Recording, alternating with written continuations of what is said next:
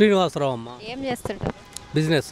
ఇప్పుడున్న గవర్నమెంట్ మళ్ళీ వస్తే బాగుంటుందా? గవర్నమెంట్ మారితే బాగుంటుందా? ఇప్పుడు వస్తే గవర్నమెంట్ అంటే ఇక ఆంధ్రప్రదేశ్లో ఎవరు బతికే పని లేదు. మళ్ళీ వస్తే అందరం వెళ్ళిపోవటం, హైదరాబాద్, ఢిల్లీ, బాంబే కూలి పనులు చేసుకోవటం. అందరం కూడా వ్యాపారం లేదు, అన్ని వ్యవస్థలు సర్వనాశనం అయిపోయినాయి.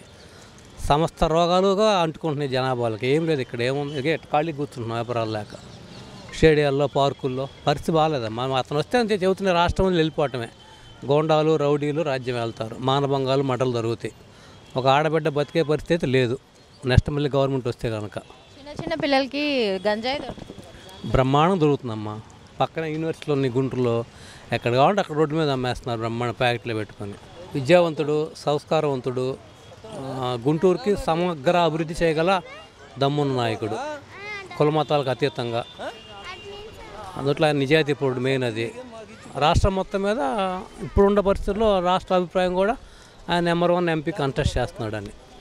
మెయిన్ సంస్కారం ముఖ్యం. సంస్కారం, సభ్యత. మనం ప్రజలు ఎలా తిరుగుతున్నాం, ఎలా మనం అప్రోచ్ అవుతున్నాం ప్రజలని చాలా ఇంపార్టెంట్. అది ఆయనలో పుష్కలంగా ఉన్నాయి. సమగ్ర అభివృద్ధి చెందుతుంది రాష్ట్రం. ఎంత majority expect?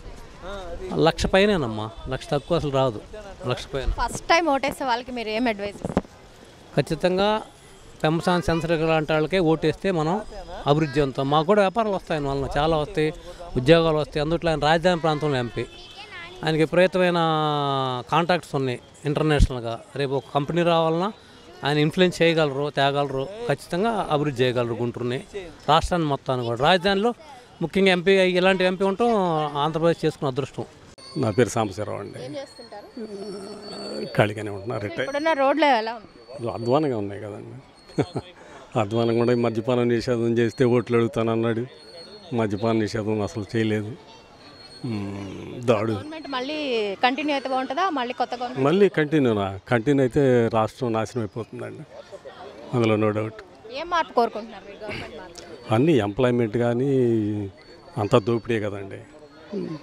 Sand, wine, land, మైన్లు అన్నీ దోపిడీ. పెమ్మసాని చంద్రశేఖర్ గారి పైన మీ అభిప్రాయం? బాగానే చేస్తాడు అనుకుంటున్నాం. సో ఎంత మెజారిటీ ఎక్స్పెక్ట్ చేస్తున్నారు? ఒక 50,000 అట్లా చేస్తాం.